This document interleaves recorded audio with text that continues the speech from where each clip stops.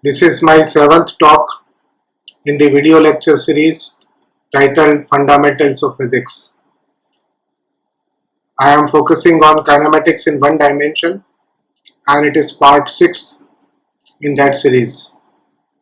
And today we will discuss uniform acceleration as an example of motion in one dimension.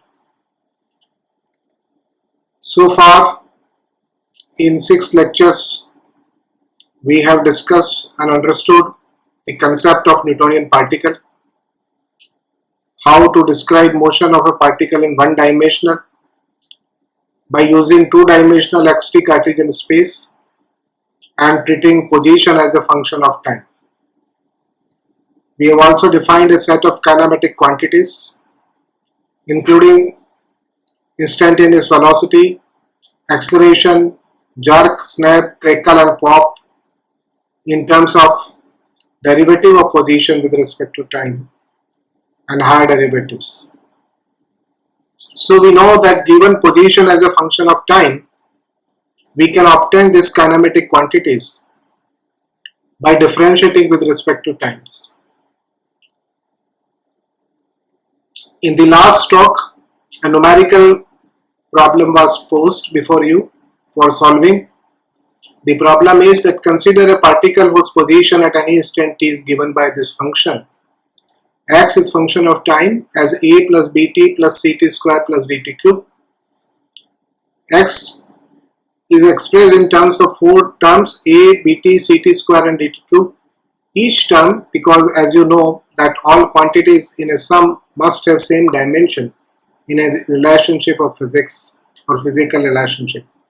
Position is a physical quantity and therefore here it is essential that a, bt, ct square and dt cube have same dimensions and that of length, which is on the left hand side of the position, and that is why certain values of a, b, c and d were assigned, and you were asked to find average velocity and average acceleration in some time interval 1 to 3 seconds, and as well as instantaneous velocity and instantaneous acceleration at a specific value of 2 seconds.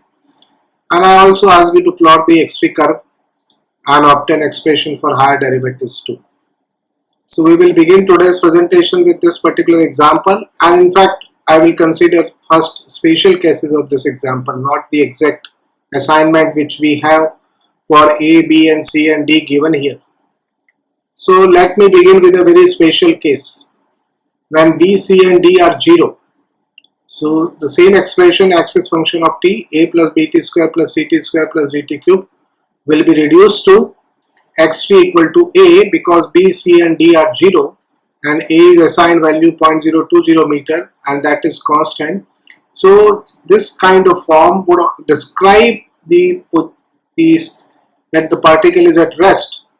If b, c and d are 0, it means particle is at rest, and if you differentiate, because differentiation of constant is 0, velocity will be 0 and subsequent differentiation because the expression velocity at all time is 0 and therefore acceleration will be 0, and because acceleration will also be 0 at all times, therefore jerk will be 0, snap will be 0, crackle will be 0, pop will be 0. And so this is the particular case of motion where the particle doesn't move at all and remains at same position a at 0.020 meter, and so if you plot the position time graph, then the position will be same at all instant of time, and that is shown here. The next example is that instead of having BCD 0, we have only C and D 0. So if C and D are 0, then this equation, the expression x by xt assigned earlier will reduce to a plus bt. It will have one term constant and another term involving time, and so it will be written like 0.020 plus 0.030 t meter because of the values of a and b which we have chosen. Now you can differentiate x as a function of time and find velocity, instantaneous velocity, and since differentiation of constant is 0, a will not appear here, and since differentiation of t as differentiation of x raised to power n is n x raised to power n minus 1, or differentiation of x is 1, so differentiation of t with respect to t is 1. So what you have finally, that instantaneous velocity is given by b and the B which has the value 0.030 meter per second. So that's the dimension and unit of velocity. And so we find that this particular case C equal to D equal to 0 corresponds to the uniform motion which was discussed in the last lecture. Uniform motion and with constant average velocity and instantaneous velocity, because in case of uniform motion we know that the average velocity, whatever duration you will determine, will come out to same, and that is also the instantaneous velocity at all instant of time. So in uniform motion the instantaneous velocity remains constant and the constant value is 0.030 meter per second. So acceleration and all the higher derivative will be 0 because velocity t is constant. So acceleration, when you differentiate it, will lead to 0, and the higher derivative like snap, jerk, crackle and pop would also be 0. But if you plot the Vt curve, the Vt curve will be a line parallel to time axis because Vt is constant. So if you take, instead of position, the velocity on y-axis, the so-called y-axis of two-dimensional Cartesian space. So instead of position, if you write the velocity on y direction of the Cartesian space, then what we get, that the Vt curve, will be the graph of velocity because it's constant, would be parallel to the time axis. But if you plot the xt curve, it will be a straight line as explained earlier in the last talk. And now you can determine, because you know the value, so you can determine the angle which this straight line makes by tangent inverse operation. And tangent inverse of 0.030, a very small angle of the order of 1.8 degree or 0.03 radian. Because when tangent, the argument is very small, then tangent inverse theta is also equal to theta.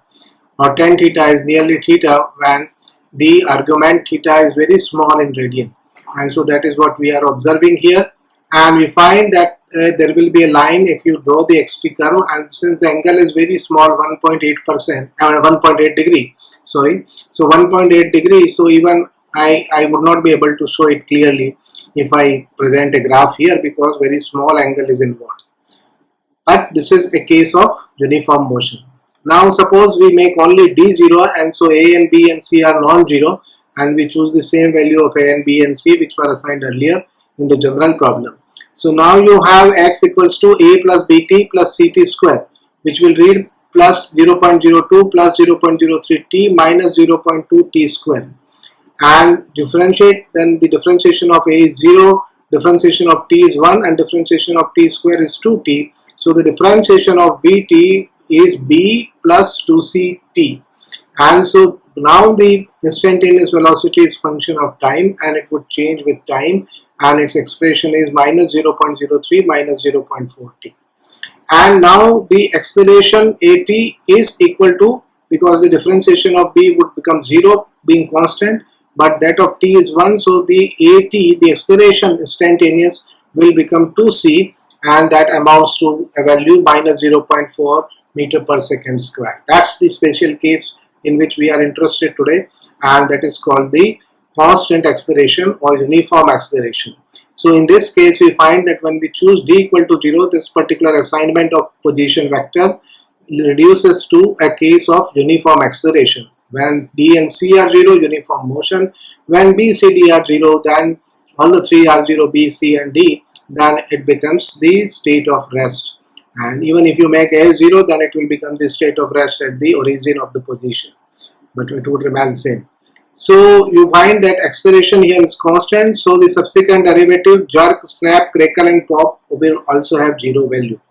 But now there is an interesting aspect, that if you now draw the acceleration time curve, so instead of position you take y, on that y-axis you choose acceleration, then that will be a line parallel to time axis because acceleration is constant with time. Vt curve now would be a straight line, and now because the value is negative 0.4, so it would be an angle, either you say minus 21.8 degree or it is 180 degree minus 21.8 degree. So that is the value of theta. So you can say, and the xt curve will be very interesting in this case because it is not a simple curve like the straight line. The xt curve will be a parabola. So I have this expression 0.02 plus 0.03 t minus 0.2 t square, and if I plot, then the xt curve will be parabola.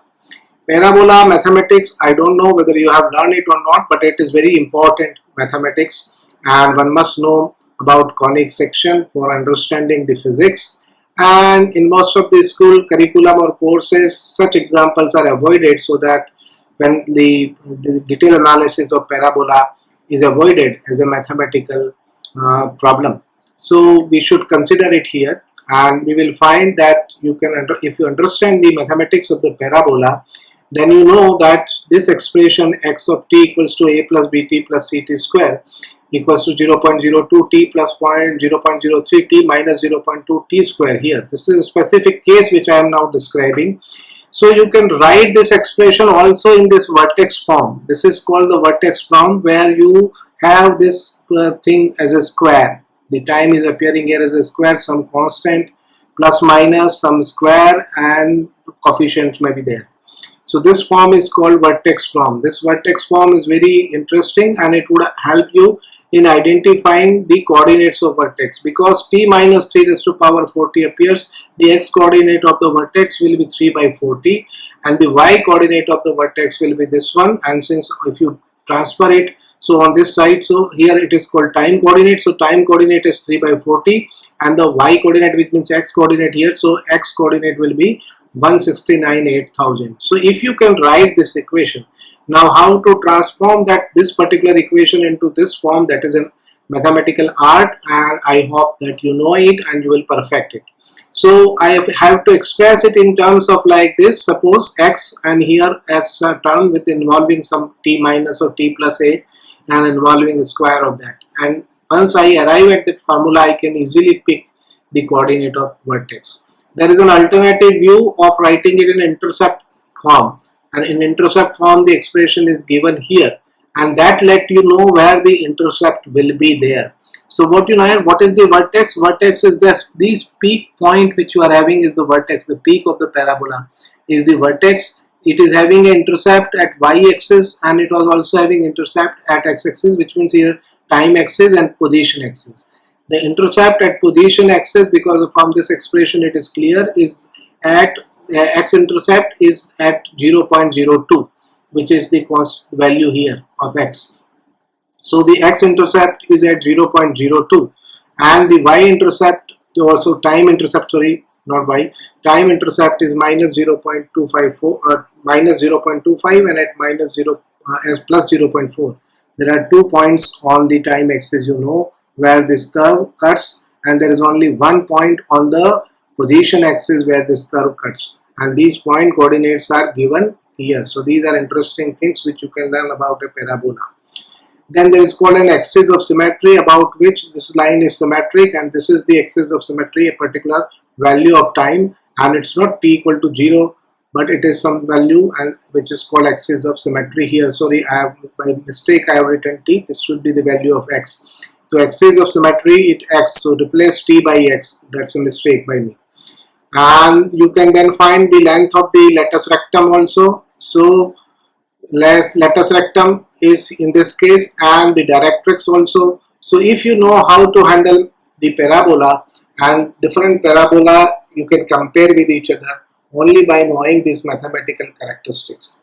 What is a parabola? That definition is also very standard in mathematics. A parabola is set or locus of all points in a plane which are at equal distance away from a given point called focus and a given line called directrix.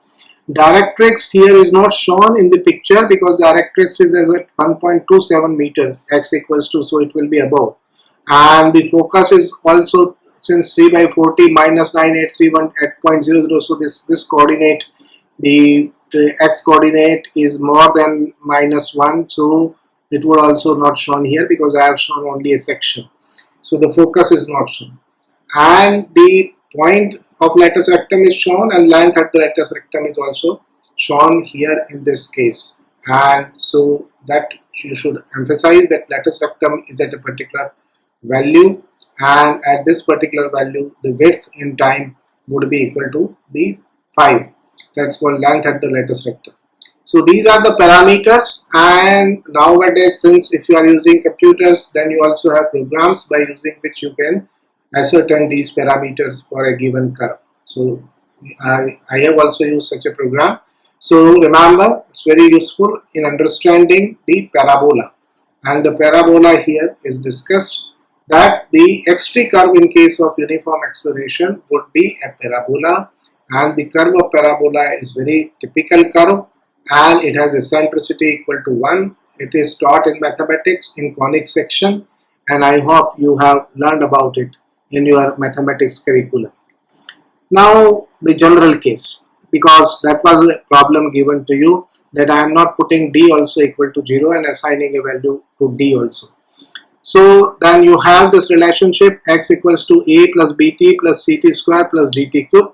When you differentiate it with respect to time, the differentiation of a is 0, differentiation of t is 1, differentiation of t square is 2t, differentiation of t cube is 3t, and these coefficients do not get differentiated, remains common. So the answer of the differentiation, when we differentiate this particular expression with respect to time, 0 from arising from this first term, b arising from the second term, 2ct arising from the third term, and 3dt square arising respectively, because constant differentiation is 0.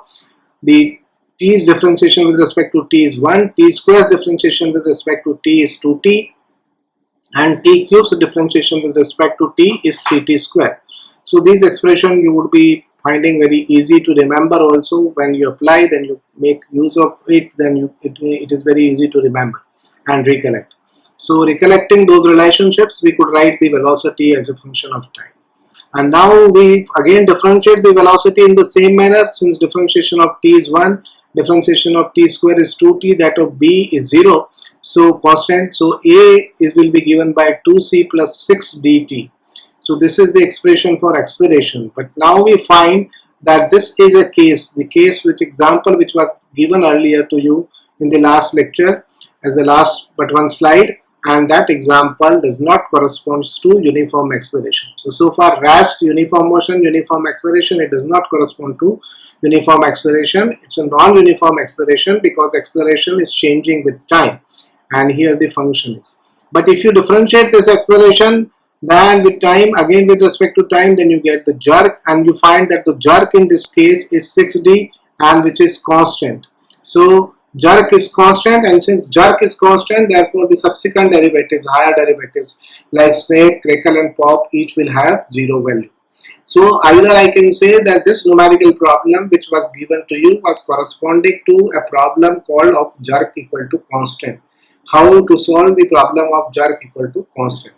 So now let us move ahead and consider. So if you plot the jerk and time graph, so the jerk and time graph, because jerk is constant 6d and 6d equals to this 0.06 meter per second cube, so it is constant. So the curve will be parallel to time axis, and at the particular value of j equal to 0.06, it will have the intercept with the jerk axis.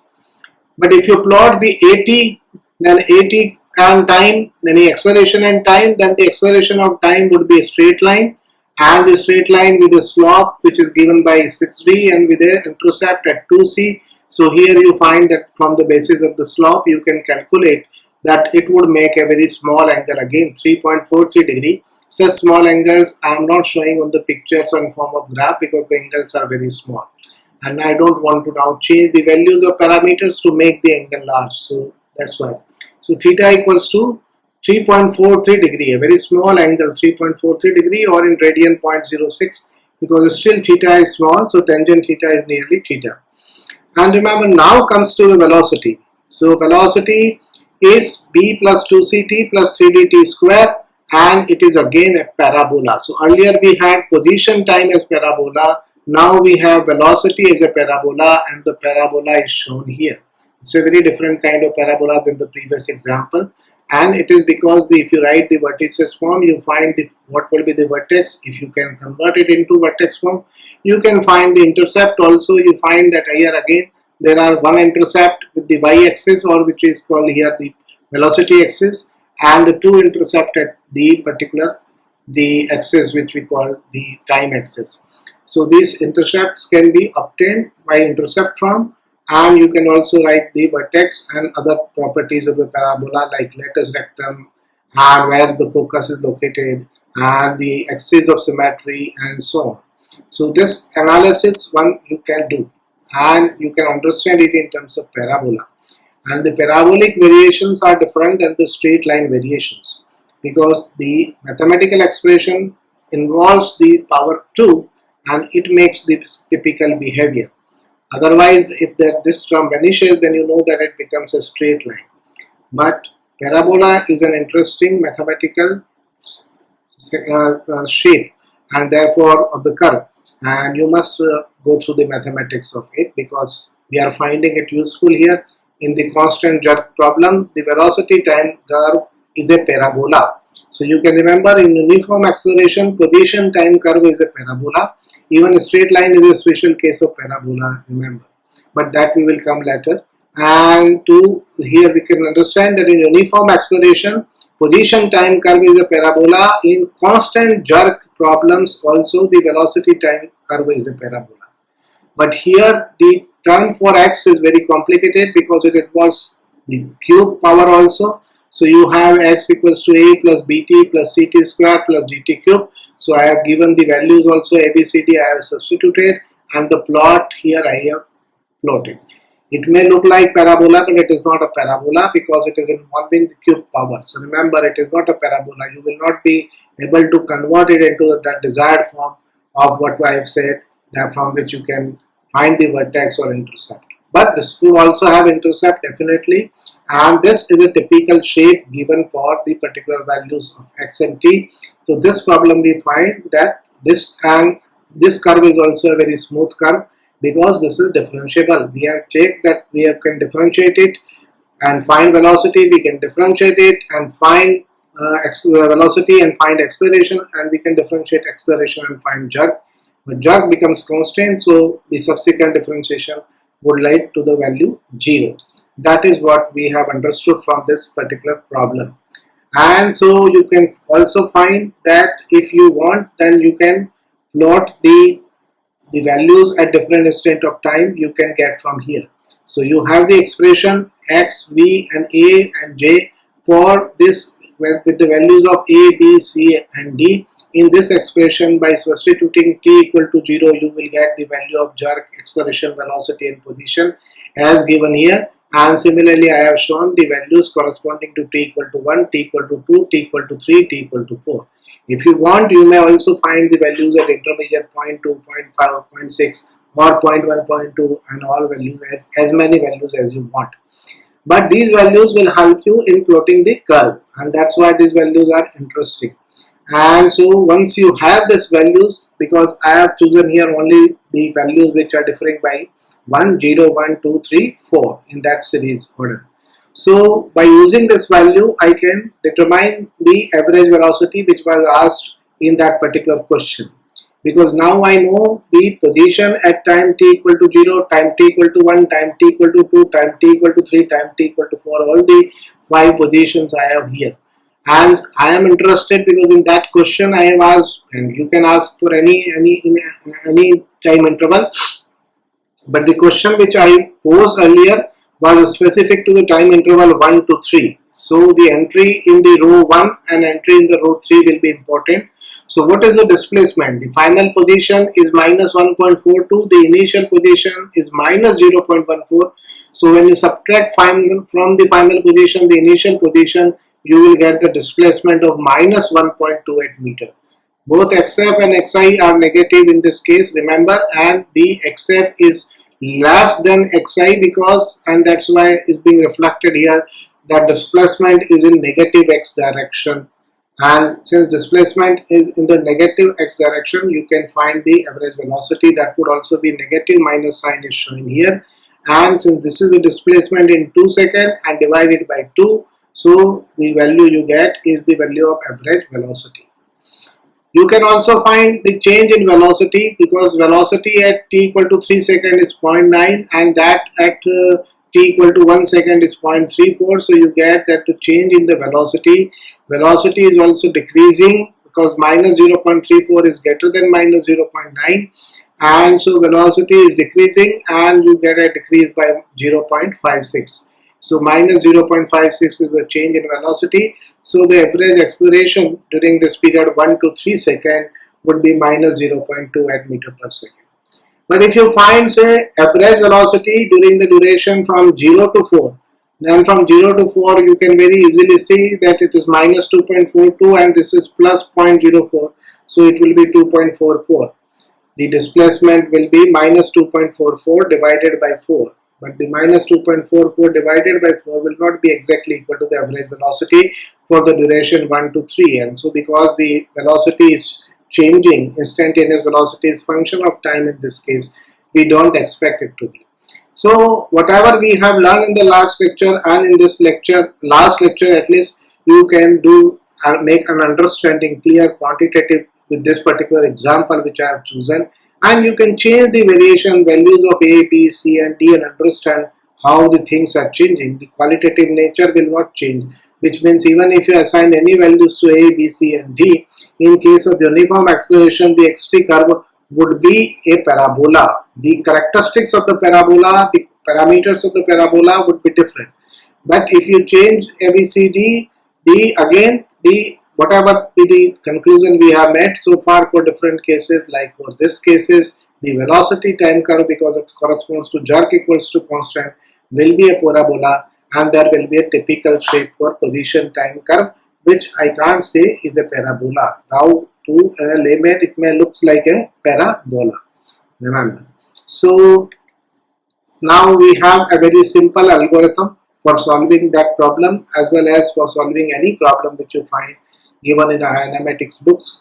Any problem, not all the problems, because we will have to develop other methods also, but there is a simple algorithm which you should remember, that if position is given as a function of time, differentiate position with respect to time, differential calculus you must know, and you get velocity as a function of time.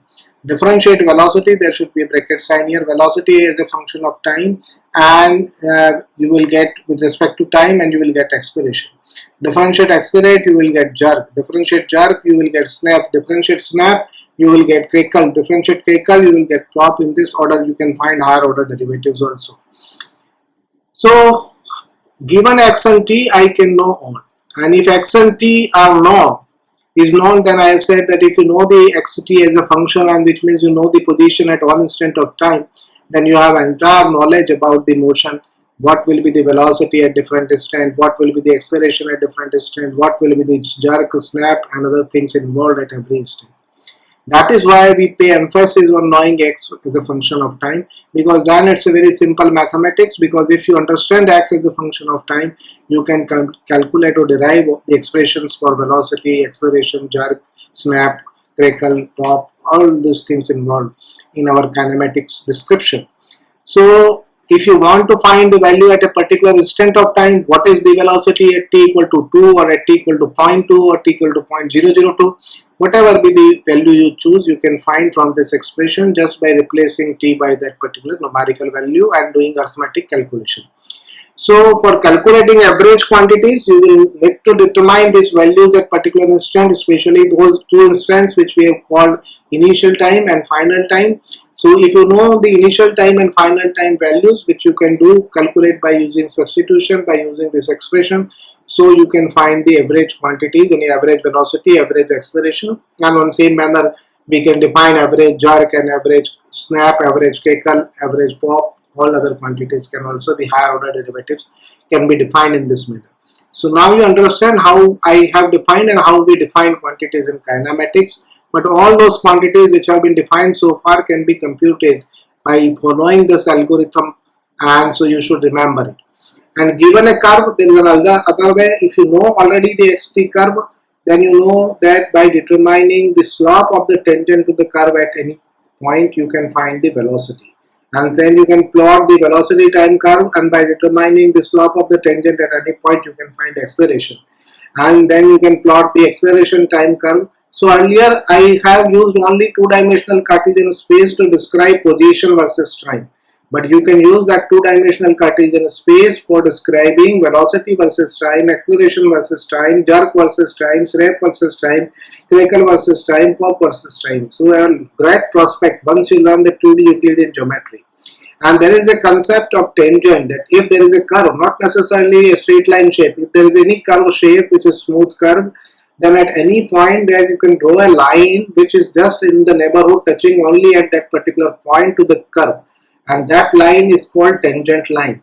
So in 2D Euclidean geometry there is a concept of tangent line, and at any point the first derivative is equal to the slope of the line of tangent, and that's why this approach can be used by solving problem using graphical methods. So if graph is given, then what you have to do, you have to compute the derivatives not by differentiation formula but by drawing the tangents at different points and determining the values. And once you have completed certain number of values you have obtained for velocity, you can plot the velocity time graph, and then you can repeat the procedure for obtaining the acceleration, because acceleration is the first derivative of velocity. So the procedure which we follow for determining the Vt curve from the xt curve would be followed for determining the At curve and the acceleration time curve from the velocity time curve. So this is a very simple mathematical model or sequence which you should follow in doing exercises, which you may find in some book or literature which you are consulting in addition to my talk. So I will not be posing lot of problems here, and there are many problems given in the standard textbook. You should try to solve them, but once you understand what I would be describing in my talks, then you would be finding that it's an easier to solve these problems. But you have to definitely know the mathematical methods and the formula which are essentially required, involving maybe trigonometry, involving Cartesian geometry, involving the differential calculus, and a new calculus which we will have to introduce now, and that is the integral calculus. But before coming to that, suppose that expression of position of time which I have used was of a polynomial a plus bt plus ct square plus dt cube, a polynomial of degree 3.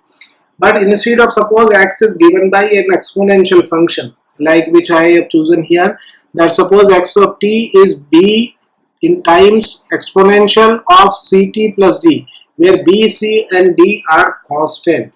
And remember that it is very obvious from here that if you express x of t, then since the right hand side should also have dimension of length, exponential quantities are numbers, so the dimension of b would be that of, here appropriately dimension of b would be that of length.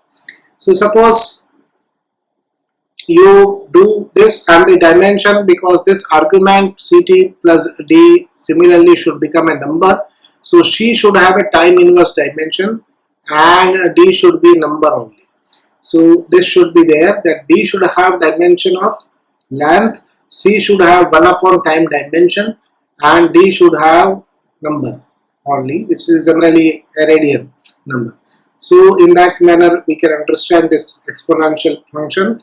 And suppose position is changing exponentially with time, then what will happen? That if you differentiate Vt, the formula for differentiation of exponential of ax plus b was given in my sheet earlier shown yesterday. So this coefficient c will come out, and so c b into e and exponential will be repeated. So I have by mistake here, so I could not make the correction appropriate when I change. And earlier I have prepared this slide with a and b here and c here, but then I have changed the slide because I want to make use of that acceleration should not be there, because I am using a here. So replace this a by c, this b by d, this a by c, this b by d, this a by c, this b by d. That is a typos, because in the process of preparing the slide I have changed my mind in between and changed here, but I forgot to make it reflected here. So such mistakes, obvious typos and mistakes may occur, and I have pointed out. So I hope you would take note of it, that in this exponential ct plus d would be repeated in all these three expressions.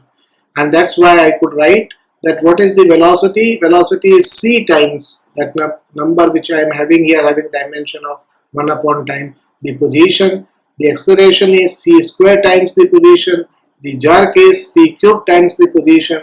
But the dependence in a sense, because c square and c cube are constant only, so dependence would be in such a manner that they will be identical. So if you draw the curve, curve of x of t, curve of v of t, curve of a of t, curve of j of t would look very similar. Only numbers associated with the values, the graphs would look very similar. That is what we have in this special case of when the position is given by exponential, and the exponential curve is shown here. What I have done, that I have chosen 1 for b, c and d in that expression, and that's easy because then 1 I have chosen, so b is 1, so this is simply xt is equals to e raised to power t, and I have taken the table is given here for different values of t. What are the values of x? As you know that this is the value of e approximate, which we say 2.718, because e raised to power 0 is 1, and so that value comes here. The exponential of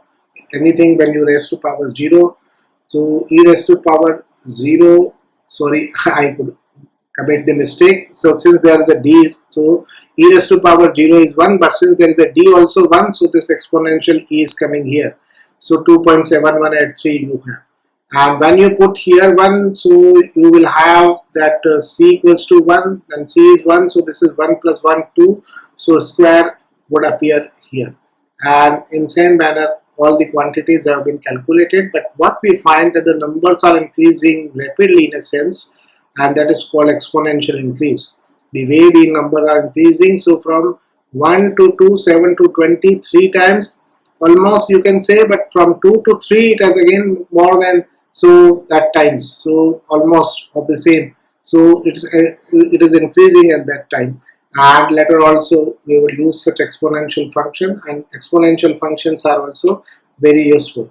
So you should learn the mathematics of exponential function also, and I have shown here the graph that you find that it's quickly picking up, and then the x is increasing, position is increasing rapidly comparatively in value amount, not in times but in value, and that is what we find, that the increase from 1 to 2 is 13, and from 2 to 3 is 34, and from 4 to 5 it is almost 90 or more, 95, whatever number are there you can make a computation. Okay, so that is the behavior of exponential. Another interesting example can be, which is the specific example which I am running, simple harmonic motion. There are certain functions which are simple harmonic functions.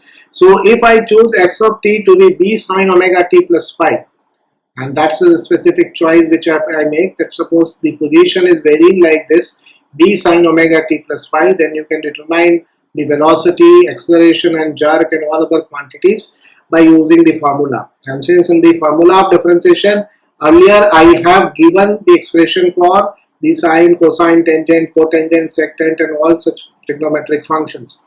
So you can solve the differentiation of sine omega t plus phi is omega cos omega t plus phi with respect to, so sine becomes cos and this omega is factored out here, so omega cos omega t plus phi. But differentiation of cos omega t plus phi is minus omega cos omega sine omega t plus phi, so it is minus b omega square sine omega t plus phi here.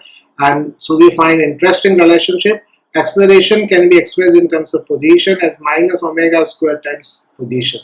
So negative to the position in a sense proportional, and negative sign is there, and omega square. And omega square would always be positive because omega here is a real number and the square of real number is a positive number.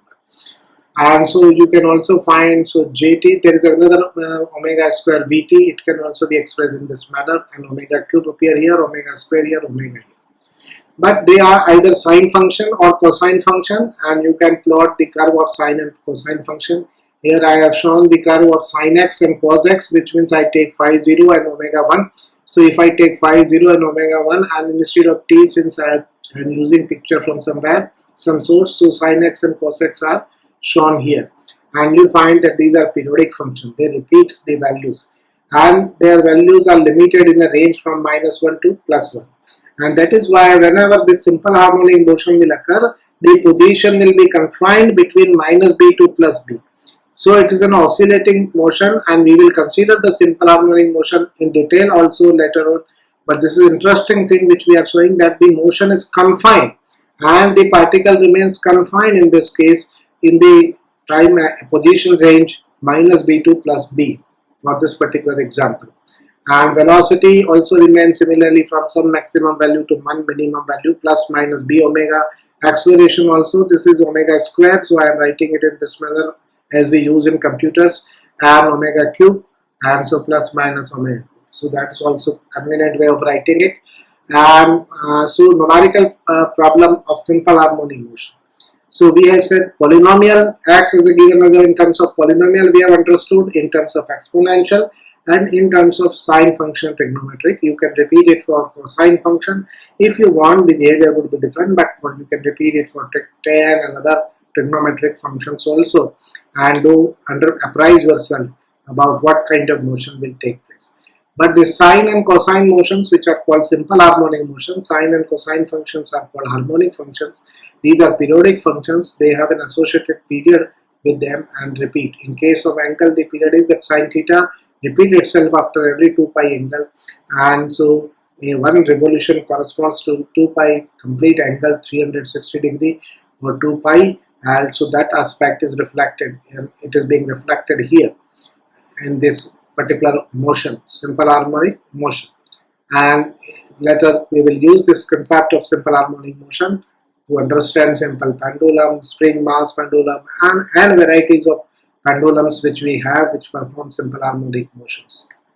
So at this stage, after completing the understanding that differential calculus is very useful in kinematic studies, now we realize that by using differentiation we can obtain from the position time the velocity time, and from the velocity time, velocity is a function of time, the acceleration and so on by differentiating. But in solving problems, suppose we don't know the position as a function of time and we know the acceleration as a function of time, or jerk as a function of time, then how to solve the problem? So for that again we need to invent a new mathematics, and which mathematics was in fact is completely linked, perfectly linked with this mathematics which we have learned of the differential calculus. It is based on the inverse operation or anti-derivative concept. So integral calculus is a branch of calculus concerned with the theory and applications of integrals, which I am going to define and introduce shortly. And while differential calculus, which we have learned how to make use of differential calculus to find rate of change or slope of curves or slope of tangent line, or we have learned how to find velocities from the position time. Integral calculus would help us in the opposite manner. If you know the velocity time graph, how to find the position at a particular instant of time. So this integral calculus is useful in taking sum, total size or total length or area or volume. As we will generalize, we will learn in our due course of time that integral calculus is equally useful. However, mathematically it may be slightly more complicated than the differential calculus. The reasons you would come to know as you get the exposure. So the two branches are connected by what we call the theorem, fundamental theorem of calculus. And that fundamental theorem of calculus shows how a definite integral is calculated by using its antiderivative. A function whose rate of change or derivative equals the function being integrated. So integration will be specified in this manner. Integration of this integrate the function with respect to some variable, and therefore here we will find that integral calculus is being designed in relationship with the differential calculus. So for example, the differentiation of x is 1 or constant. So differentiation of x is 1, differentiation of cx is c. So similarly, I will find that what is the integration of a 1 or constant, and that would be expressed as x. So we obtain the formula for integral calculus by using this antiderivative approach. So that would be clear from this definition. So suppose you know that df t by dt equals to g of t. For example, if f is x and g is v, we already have known. But for making it general, suppose the differentiation of function f of time with respect to time is a function g of time, then by definition the indefinite integral of g of t, the result of the derivative. So if you integrate that g of t with respect to dt, so this is a complete symbol. And again, as I say, you can, this is an argument of this integral operation, integrand, which is being integrated, and the rest, the symbol you can't change. So there must always be some variable here with d, dt, dx, dy, and this integral sign. So integration of g of t with respect to t. How you would read it? Integration of g of t with respect to t. So if g of t is the differentiation of f of t with respect to t, then integration of g of t dt would be f of t plus a constant. And this constant appears because the differentiation of constant is 0. And since you can consider that dft by dt equals to g of t, so also d by dt of ft plus constant would also be g of t. So there is no unique assignment in this manner. So whenever you do the integral, it is called indefinite integral. A constant, and which is called constant of integration, is always involved. But this constant of integration can be evaluated by, if you have some example, some knowledge about the system, then by using the given information you can evaluate the constant of integration. You would learn it shortly when we will apply it. So, but there is another thing called definite integration, where you specify a lower limit of integration and upper limit of integration. And here then the lower limit is ti, the upper limit is tf. So that constant of integration will not appear, but the two values of f will appear, the value of f at the final upper limit and the value of f at the lower limit with the minus sign. So value of f at the upper limit minus the value of f is the lower limit. And this would be called definite integration. Every definite integration has two limits. Every indefinite integration, we don't specify limits, but indefinite integration involves constant of integration. Definite integration does not involve constant of integration, but it involves determining the values at 2 points. Okay, so I hope it's clear to you. Just to give you a historical background also, because I find it interesting, the principle of integrations were formulated together with the differentiation by Isaac Newton as well as the Gottfried Wilhelm Lambich in the late 17th century. And they thought of the integral as an infinite sum of rectangles of infinitesimal width. And in that manner they arrived at the concept of integration. The Riemann later gave a rigorous mathematical definition of integrals based on a limiting procedure that approximate the area of a curvilinear region by breaking the region into thin vertical slabs. We will come to that in the next lecture, and I will explain it there. Okay, how this particular approach of integration is arrived and the way we can understand as Riemann has suggested. In the beginning of 19th century, more sophisticated notion of integrals began to appear, where the type of function as well as the domain over which the integration is performed has been generalized. And as I have already pointed out, that the fundamental theorem of calculus, which establishes a link between differentiation and integration. If you know the differentiation of something, then you also know that the integration of something. So that clear-cut association has been established by the fundamental theorem of calculus, and that is the basis of development of integral calculus. But integral calculus has its own set of formulas, its own set of methods to find integration of quantities or functions, integration of functions with or without limit, which means indefinite integration or definite integration. So you have to learn those formulas. Some of the formulas, as I have done earlier in case of differentiation, I have listed here. Integration of x raised to power n dx will be 1 upon n plus 1 x raised to power n plus 1. But here I have not mentioned, but it should be mentioned that n should not be equal to minus 1. So this is not applicable to n equal to minus 1. For n equal to minus 1, the formula is given just below it, and that is the integration of 1 upon x dx is natural logarithm of x. So remember, zero division is not allowed, so you can't write n equal to 0 and make use of this formula. For n equal to minus 1, and since then the denominator will become 0, and this formula would lose its mathematical meaning or significance. And so you can say that this the two made together. For n equal to minus 1 this, and for all other values of n, this formula can be used. Then certain rules how to integrate product of two functions u and v, and here which I have expressed the formula u v and in terms of something. So All those expressions you can learn from the standard books also, and the integrations for certain other special cases which will appear.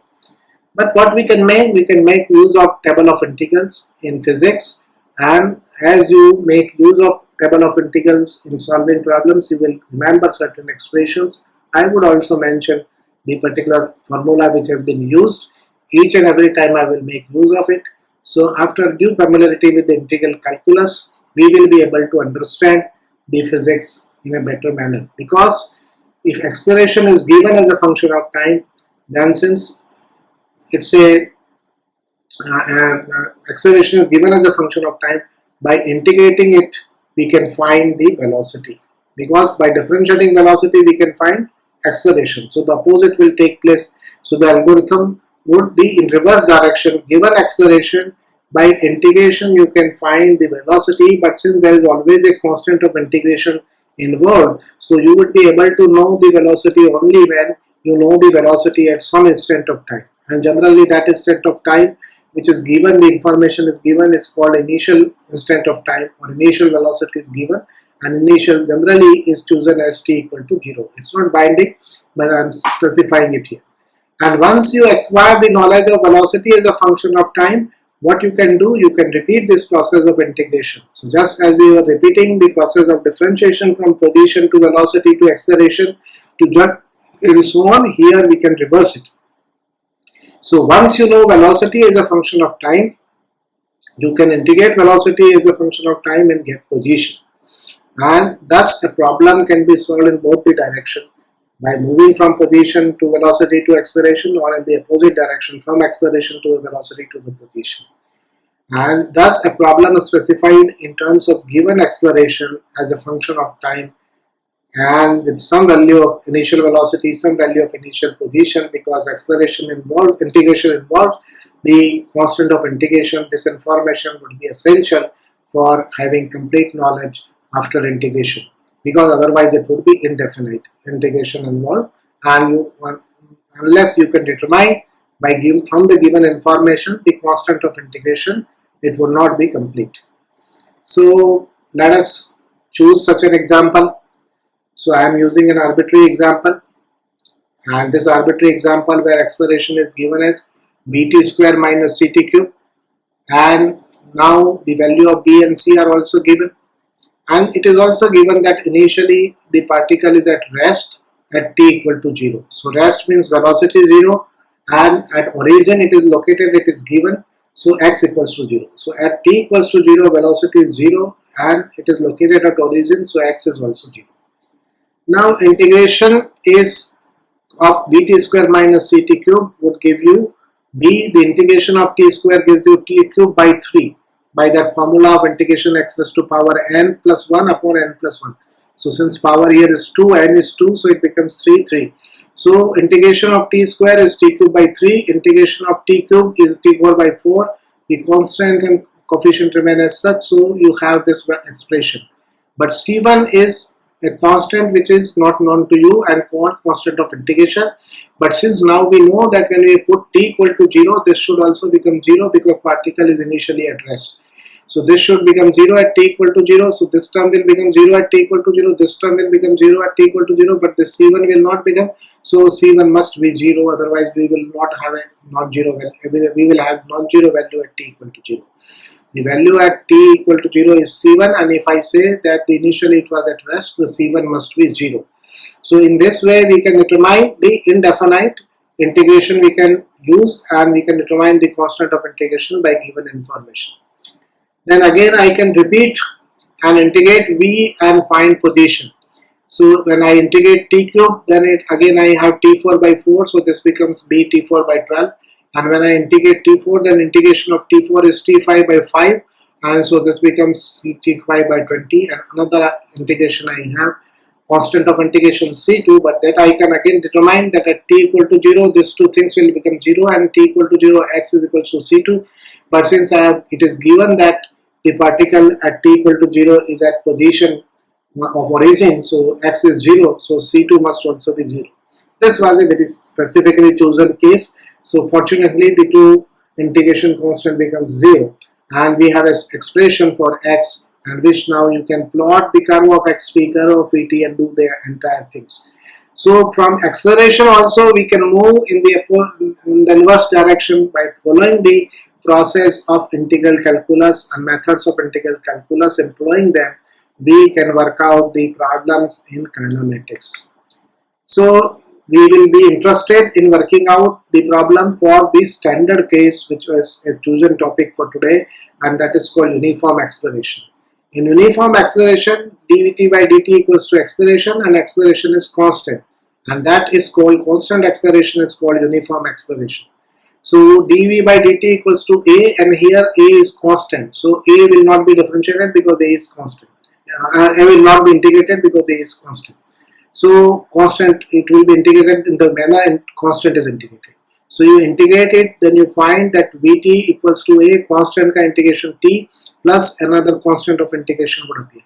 So when you integrate that dv by dt equals to constant equal to a, then you get this relationship that velocity is given by at plus constant, and which I have already earlier also emphasized that when uniform acceleration, the velocity time graph is a straight line, and so you get a straight line here. But this intercept c1 you can find, and I did not choose it 0, so what I choose at t equal to 0, say u denotes the initial velocity at time t equal to 0.